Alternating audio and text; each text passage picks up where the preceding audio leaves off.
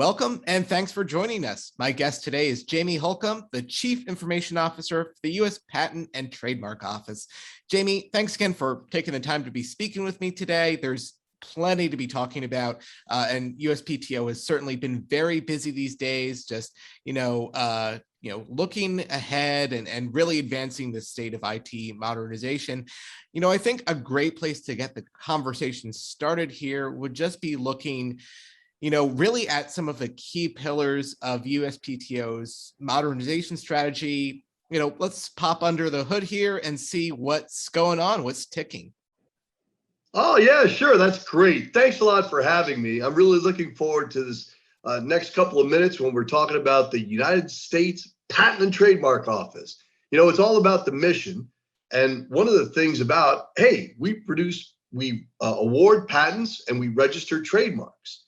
And one of the tenets of my beginning to try the mission and make sure that all effort is directed toward that mission was saying, hey guys, you don't do IT for IT's sake. It's not just a cool gee whiz bang thing. We have to make sure that we're efficient and productive in the mission in awarding patents and registering trademarks.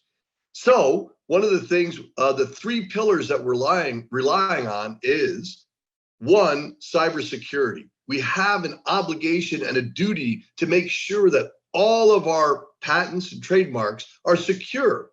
Now, it's really strange too. In one sense, we have to protect all that intellectual property. On the other sense, we have to make it available to the public so that everybody knows what it is. And so you have a sort of a black and white dichotomy there. But there's a very bright line in the law about what's public and what's not. So we take that very seriously, and that duty to protect is very sincere.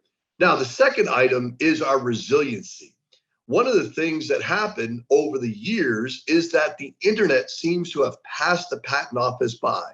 Not that we're not using it, but all the new technologies have not been yet incorporated. And that's part of our modernization effort. So we're taking, for example, our backup facility and creating a new hot site in Manassas. It's our new data center facility, and that will be for resilience. And third and final is our move to the cloud.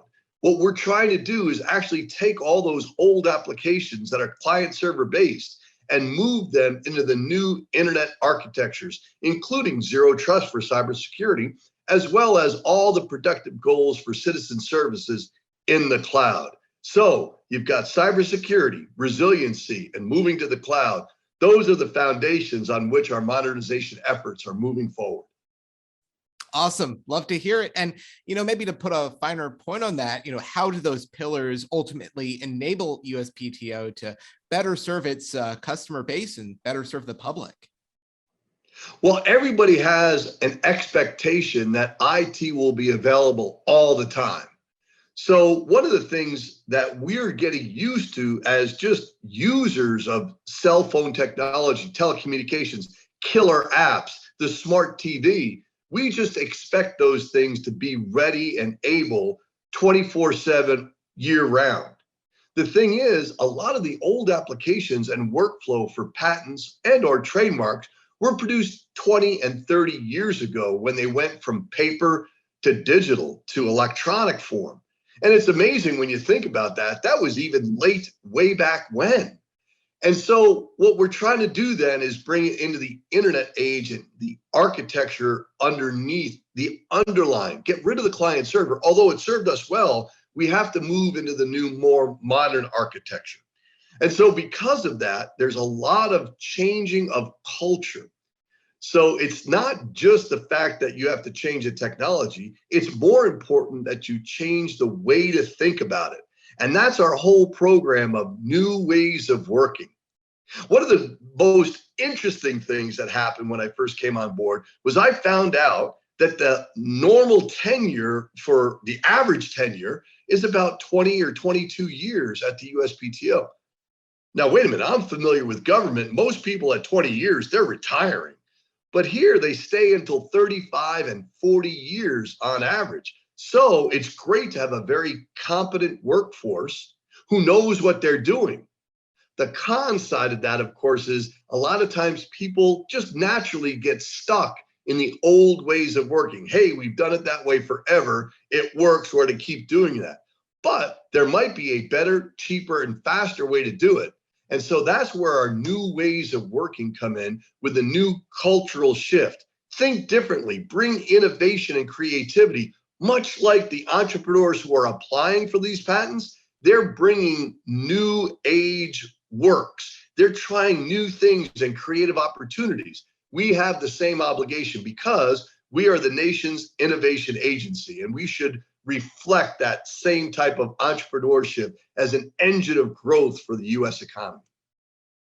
Awesome. Love to hear it, Jamie. Culture is one of those things that is probably the squishiest. It's the most ambiguous of these pillars, in terms of, you can fix the IT, you can fix the data, but culture is one of those things that is just as important, but, a little harder to pin down. So love to hear it, but let's drill down a little bit more on the cloud piece of things, particularly in the context of where we are now and where we've been, in the past year and a half now. It's kind of been an interesting situation for all agencies in terms of resiliency and in terms of keeping on with the mission.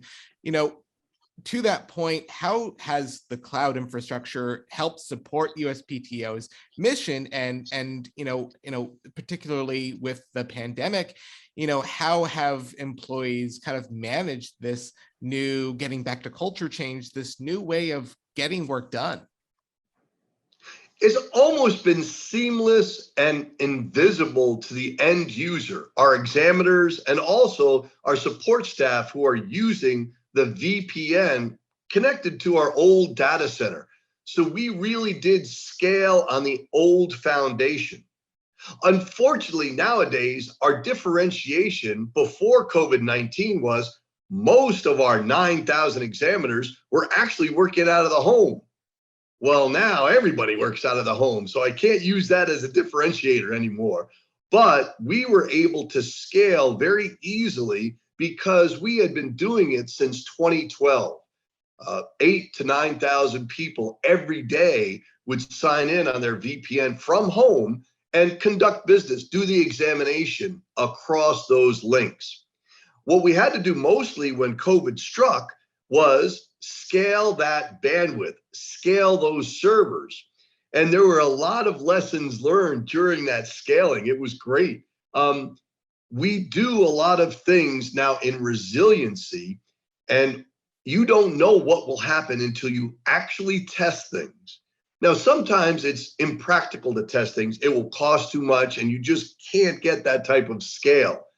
However, you use COVID at these times of crisis to make sure you get these lessons learned. One of the lessons learned was we just wanted to add another node to our security server, the server set.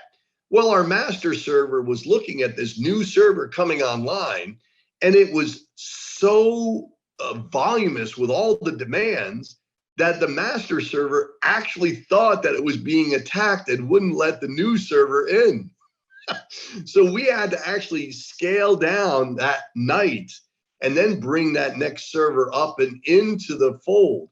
So it was a great feature for security, but it prevented us from having performance metrics that one day.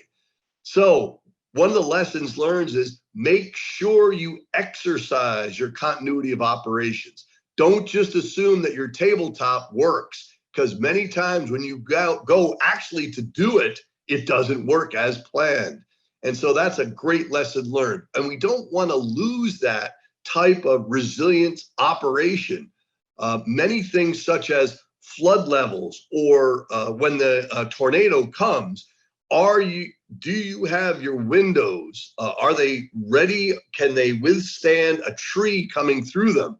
Because if not, and it goes into your servers that you were planning on to work, you don't have a good contingency plan.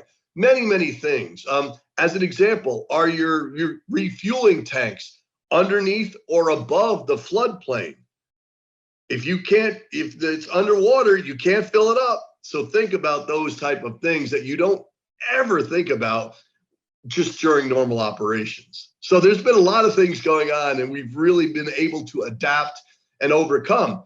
One of the things we've always said over the 18 months is the fact that our productivity numbers are through the roof. We've done better now than we've ever done before. I think a lot of it has to do with the fact that most people didn't take vacation. It's like, where are you going to go? So automatically you get maybe a 10 or 15% bump in your productivity because everybody's working. What we're trying to do now is make sure everybody has a little work-life balance. You got to get out, exercise, get outside, meld with nature, lose the COVID-19 pounds that everybody's, accumulated over the past 18 months. So anyway, those are some of the lessons learned.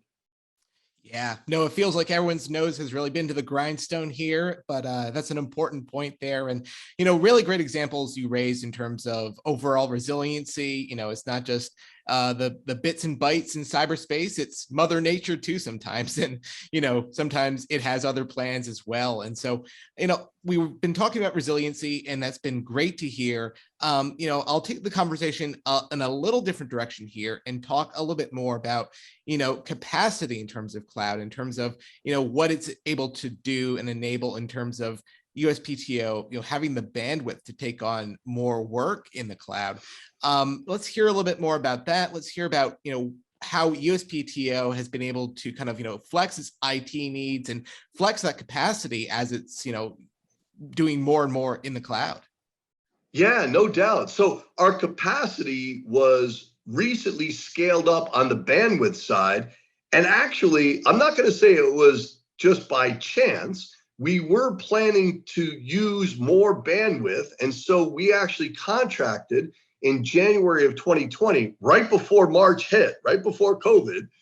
We actually increased our bandwidth by about 4 times. And then we increased it 10 times only because it was available. So another lesson learned about capacity and being able to execute a continuity is the fact that you have to have these contracts set up beforehand. Because if you try to do it during the crisis when everyone else is trying to do it, what's going to happen is you're going to get in line and you might not get that capacity. So it was really key that we had that capacity lined up.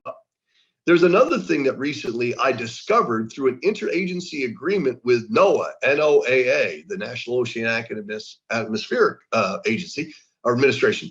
The fact of the matter is we're using their N-Wave services that they use for a lot of their satellites in the National Weather Service, and they have high bandwidth. And so we're using that I2 bandwidth that lit it up for us. So now we have a network that's like 40 gigabits per second, as opposed to our old network, which was 10 gigabits per second. So our capacity increased overnight. It's been great. NOAA has been a great partner in the bandwidth realm. Now, using compute and so forth, we've adopted a hybrid multi-cloud approach to our cloud strategy. And what does that mean? I'm agnostic, right? There's a lot of folks who are using AWS. There are a lot of more folks in the world using GCP. There's a lot of folks that use Azure. So those are the top 3 cloud providers that I think of off the top of my head. And the fact of the matter is we're going to be agnostic in doing that and going out. Whichever cloud provider provides us the best solutions at the time will be the winner. And so that allows you also to move between different cloud providers.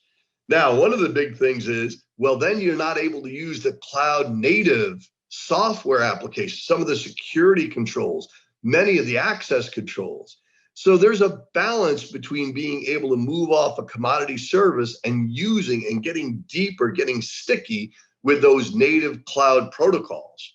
And we're doing that right now in our cloud architecture. We're trying to make sure that we're not sticky, so sticky that we can't move, but at the same time that we take advantage of those custom things that AWS or GCP offer.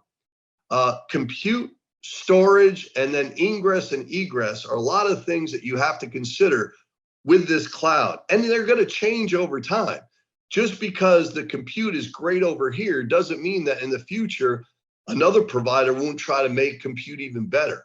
And there are some of the other players out there that you should really take advantage of. It's not just the big three. I mean, there are other great cloud providers. And if you have a niche, go out there and try to capture the better, cheaper, and faster aspects of it, because it's all about a business case.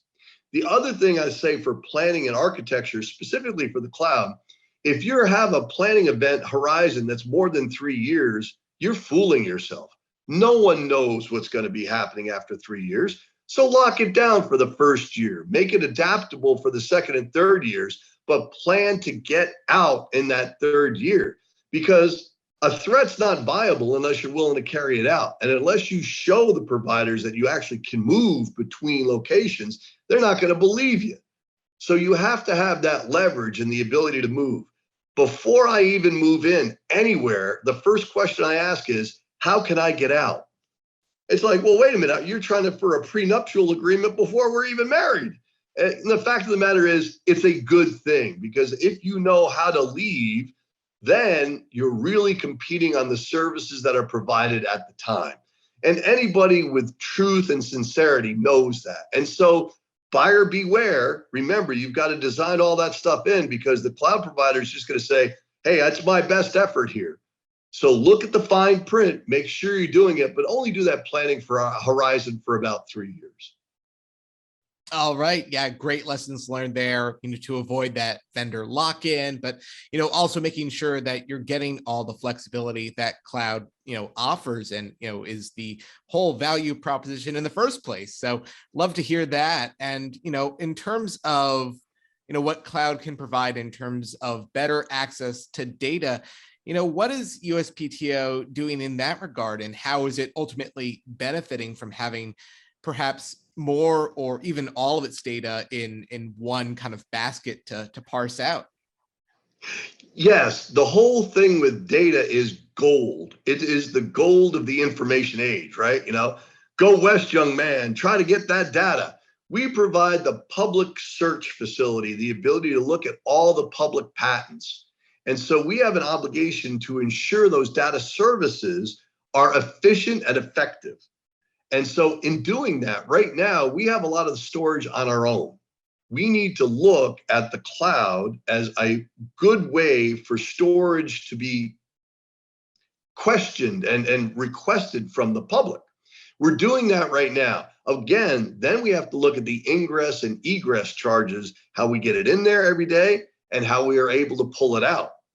And so because of that, we have to look at the business case from that perspective, both from an enterprise way to put it in and from the public citizen service way to pull it out. We don't want to make it onerous for the entrepreneurs. But then again, if you're looking for massive downloads and searches and doing data analytics on patents that go all the way back to the 1700s, well, you're going to have to maybe pay for that. And so we're going through some of these pay for play models, as well as the ability just to provide the data and the capacity right when it's needed, as it's needed.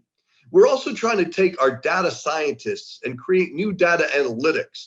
So just besides having an open data policy, which we do now, you can go out there and get all the information you need to, but we're trying to provide some insight through data analytics and maybe even provide some of our search algorithms.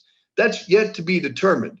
We have a great foundation now of AI and ML. I don't know if you've ever heard me say it before, but I don't believe there's anything such as artificial intelligence. I mean, it's artificial, that's for sure. But, Arnold Schwarzenegger is not going to come down from Skynet. Terminator's not going to take over. What I do believe in is the actual machine learning algorithms that we create. So general artificial intelligence, not so much. Specialized artificial intelligence, for sure. We have expert systems and decision support systems that can glean insights from all these huge data repositories out there that heretofore we have not been able to pull away. As an example of that too, I've sent some of our top engineers, federal workers that have the engineering chutzpah, and I've sent them both to the East Coast and the West Coast, and they became googly. In other words, they were certified in Google's open source TensorFlow machine learning algorithms, the neural network feedback loops that we use in some of our artificial intelligence and machine learning programs. We're using Python and TensorFlow to actually create classification schemes, as well as search algorithms and citations and even trademark fraud detection. So there's a lot of things going on that we're laying the foundation for the future generations to be able to search better those data repositories that we actually make available to the public.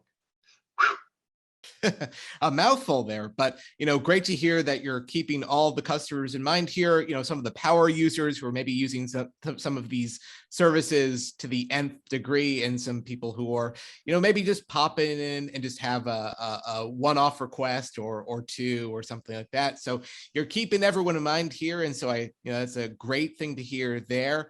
To maybe look at the whole data footprint in another way, another thing the cloud is certainly able to enable is just, having greater visibility into the overall agency footprint, not just here in Washington, D.C., but elsewhere, and, keeping an eye on the workforce wherever it may be. To that point, how does the cloud better enable that type of coordination with, whether it be field offices, individual employees out, working on assignment, things of that nature? How's that going down? Well, of course, it's a balance, right? The fact of the matter is we do have 5 regional offices throughout the United States. They're located in Silicon Valley and San Jose, in Dallas, Texas, in Denver, Colorado, in Detroit, Michigan, and at our home base here in Alexandria. Those regional offices have a lot of outreach in which they work with different universities in their region to ensure that entrepreneurs who have questions can go to the local university, whether it be a 4-year university or a 2-year college. There's a lot of universities out there that offer the patent and trademark help. And so we have these things called Ptrcs, Patent and Trademark Regional Centers, where you can actually do searches and you can have that help with hands-on, coaching. And so that's our outreach from a physical type. On the cyber end of things, of course, we're trying to push that out so that anybody can access this data and do it very diligently and efficiently, but securely. And so that's the whole thing about right now, we have everything wired. So it's more on the VPN side. We don't really like the current Wi-Fi protocols and so forth. We're thinking about extending further, but we need to be more secure in that. There are so many cybersecurity incidents right now that take advantage of holes in Bluetooth and or other Wi-Fi vulnerabilities that we're very reluctant to throw it out there in the mobile world. But we're thinking of that and how to do that, how to actually extend our current modernized cloud apps and make them maybe a window like a virtual desktop, instead of transferring those policies and the standards and the actual data. We don't want to push that to the edge. Maybe we keep that in the regions, and then you have a window into that, and that's your security protocol. So those are some of the visions that we have for the new architecture as far as cloud and the internet. It's really an exciting time. For sure it is. Absolutely. And so, we had hinted at this a little bit, but we'll get into it more now. How does the cloud enable greater use of tools like AI, machine learning, and robotic process automation, really the full spectrum of automation, depending on how you look at it? And how will these tools ultimately enable that, that customer-centric vision that you've been outlining here? It's more of a design and architectural way of thinking than rather individual cloud services. So if you think that you're going to put it in the cloud, then when you design it to be modern, it will be cloud-based or at least internet-based. And so we're even thinking about the resiliency I was talking about with our data center. We're even thinking when we move our old applications to our new data center, we want it to be like a private cloud. So although we'll use the public cloud services and lock them down, what we're trying to create is the architecture in our private cloud that it can use the public cloud as the secondary or the hot, maybe even have a load balance situation where you actually use the cloud and your private cloud, your data center, as backups for one another. And so using that chaos engineering now for resiliency, you can see how everything is coming together, cyber, resilience, and cloud, in the fact that you're thinking about it. Although we're separating it to make it happen, you're thinking about it all together as a solution for load balancing across the internet at different public cloud and private cloud type of happenings.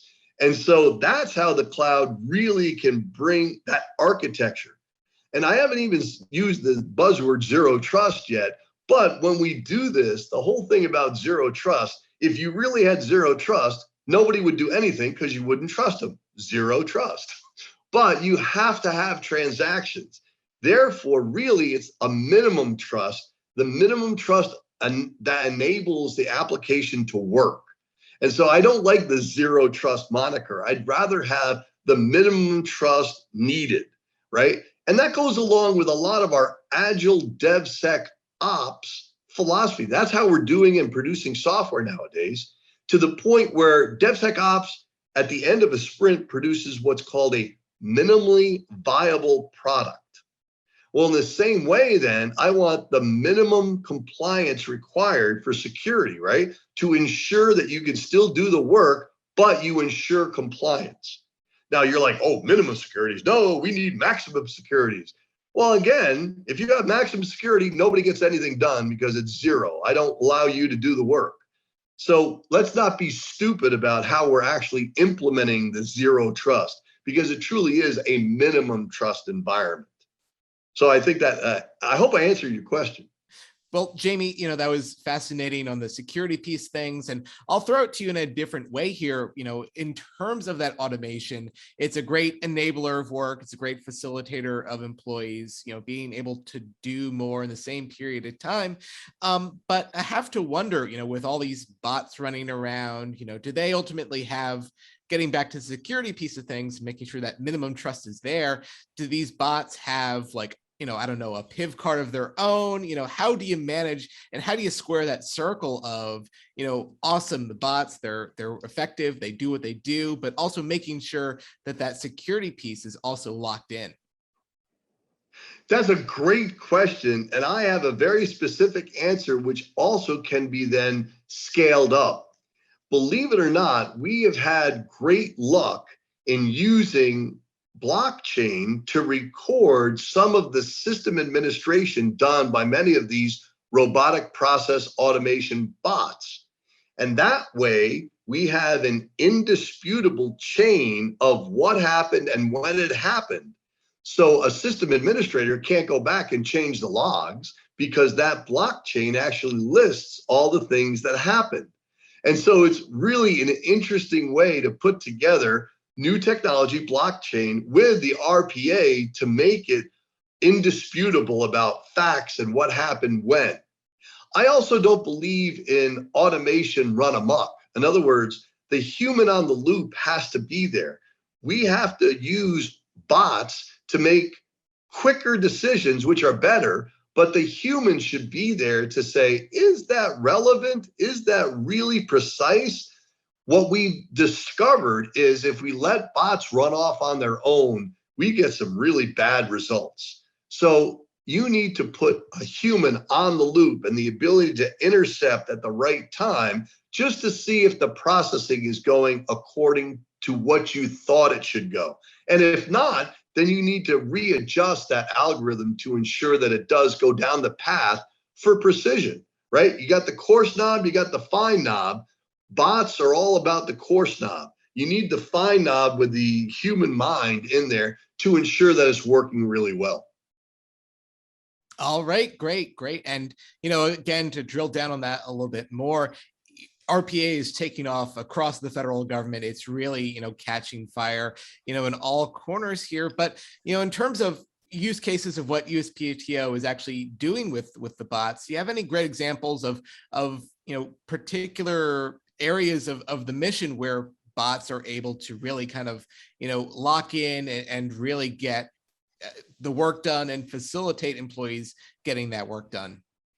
Yes, a lot of the administrative tasks for onboarding contractors and offboarding contractors.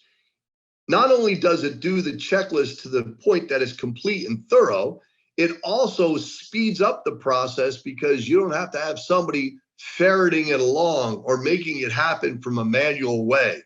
And so that's been really good. I'm not saying single sign-on, but I am saying onboarding and offboarding to the point where it takes care of all the checklists that you've done by hand before. The other one we've really found that's working from a workflow and work process in the PTO is we had an inordinate amount of applications that have been come in. The volume is just huge. So instead of doing the individual classification and so forth, we're letting some of the bots take care of that front end work, that filtering to the point where it's going to the right person at the right time.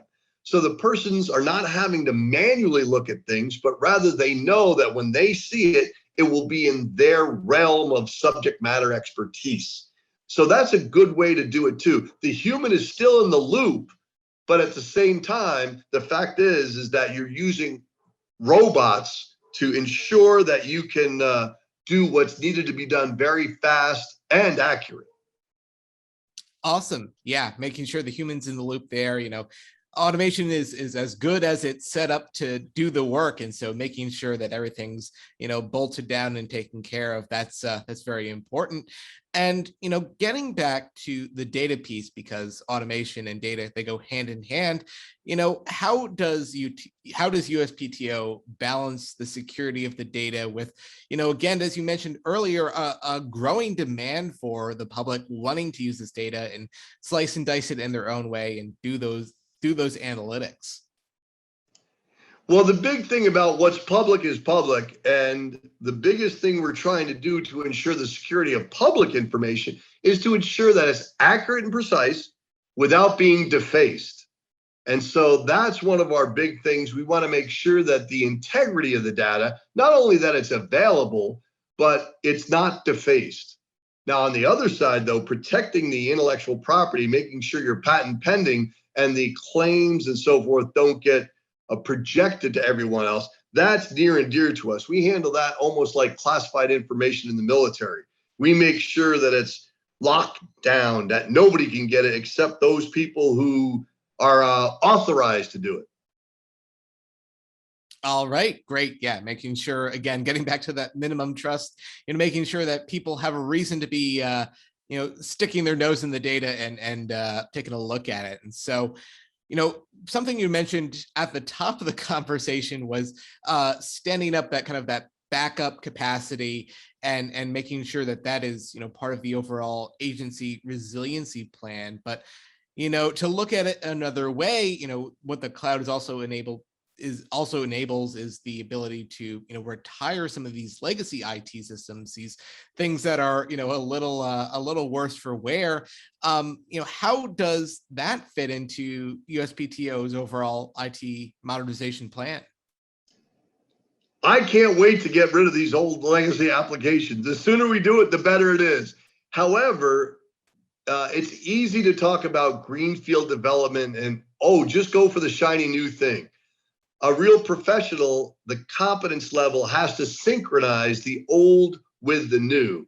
We can't just expect our examiners to go from one tool to another without some type of change management, without the ability to have them trained up on the new tool and to understand how the old tool and the new tool differ and how they're the same. We're doing a lot of that with our search, making sure that when patent examiners are searching, that they understand where the AI is and where the machine learning is versus where their old way to parse through words are still there. You can still do all of the same things. It's just in a different way. So hopefully we're always getting better, and we're looking at the old stuff that's, not better, it's more expensive, and it's really slow. We're trying to get better, cheaper, and faster in all of our new tools. The word backwards compatibility is sometimes a tough way to go because sometimes you just can't be backwards compatible. You do have to have a forward-looking view, a vision. I think it was Pizarro who burned his ships at the shore. There's no going back, guys. We're moving forward right through the jungle. So let's keep going. You don't have the ability to go back. And sometimes that's what we're doing with our cloud. There's no going back. We're moving forward. We're better, we're cheaper, and we're faster. Awesome. And, perhaps to put a finer point on it here, getting back to, the digital services and in terms of, customer outreach, how have, particular mission areas of USPTO benefited from the cloud over the past few years? And maybe to look at that 3-year horizon that you mentioned earlier, what is on the horizon for the next couple of years for USPTO in terms of this big, exciting IT modernization drive? Well, the fact of the matter is everyone, citizens, applicants, examiners, they should not worry or even see the cloud should be invisible to them. What should be seen is a pickup in productivity, the ability to get your data quicker, faster, better, cheaper, without a lot of hullabaloo, without the old screens that look like 1950s where you're going to launch a satellite into space. We need to have graphical user interfaces that are intuitive. So to that end, not only do we use the infrastructure for the cloud, but we're using our UX and UI teams to create that user experience and that user interface that people expect. Right now, I am very disappointed with what we currently offer the public as far as our UX UI. It's piecemeal, it's not cohesive, and it's been cobbled together for over 20 years. Now, that doesn't mean that there is a lot of great stuff out there. And I don't want to disparage anything that works really well. But at the same time, we need to clean up some of the older things and bring them into the new 21st century. I mean, that's 20 years ago. Come on, we have an obligation to make things newer, brighter, shinier, polish up the old stuff if it works, but maybe put a new coat of paint out there and maintain it correctly. Awesome. Yeah. So not just retiring the physical hardware, but retiring some of the old, the old UI and the old ways of doing things. It's across the board, retiring those types of things. Exactly. You got it. Good to hear. And Jamie, I think it's really important to get back to that culture change piece of things because so much is going on. This is stuff that is taking off and really can be, I guess, a lot for any one person to wrap their head around. And so to be, I guess, an advocate for the employees who are navigating the AI, the RPA, the cloud, and coaching them through the new ways of doing things. What are some of perhaps the important things to remember when it comes to navigating that culture change? Well, it's all about the people, right? So it's mission first, but people always. I don't care what you do, it's people. And so the fact of the matter is, the culture shift is directed at changing the minds and the way people think. In order to do that, we've created a great program, which is a commercial best practice brought into the federal government, and that is matrix management. And how are we doing this? Well, this program that we've launched is called People to Teams. So instead of the old project management with 150 some odd disparate projects that were going on throughout the enterprise, we consolidated and switched over. No more projects. We now have 30 products across 4 product lines. Those 4 product lines are patents, trademarks, back office business, and then IT and infrastructure. So on those 4 product lines, there's about 8 products. Each of the products is run by a product owner who is from the business, not from IT. And that's a very important way to look at the world because it's not about IT. It's about making business happen better, cheaper, and faster, right? The people, process, and tools, the technology is only part of the way business gets done. People and process have a lot to do with how efficient and effective things are. So in this people to teams, what I've enabled, or what we have enabled, is for somebody to raise their hand and say, well, wait a minute, I'm a developer. Yes, I keep my old HR organization in that structure as a developer, but I'm a Java developer and I think I could work really well over on the trademarks. I raised my hand. I'd like to work on that product team that's doing the search for the trademark examiners. And now the function of the old management structure becomes a resourcing and allocation and training and certification. You're recruiting actually on the old side to make sure the product teams are working and are effective. And if that developer is not working out, well, it's up to the old manager now to get the right person in that team, the right person at the right time doing the right thing. Certification, training, making sure they're motivated and inspired to get results. And so on the DevSecOps side, we're agile. We adopt to the sprints that are coming forward. We prioritize our epics and use cases and user stories to the point where we can reprioritize every quarter. And so here's another commercial best practice. I don't want to hear what you're going to do 3 years from now because I don't care. What I care about is that you're generally going in the right direction. And in the next 90 days, you're going to deliver what we agreed that you would deliver. Focus, figure out what you're doing 30, 60, and 90 days and get her done. Make it happen and get the results. So that's the big change from a people perspective. Get results. Results count more than anything. Now, is it all, who cares how you get there? No, you got to do things right. Nobody's saying that you skip over things and you walk over people. Again, people first.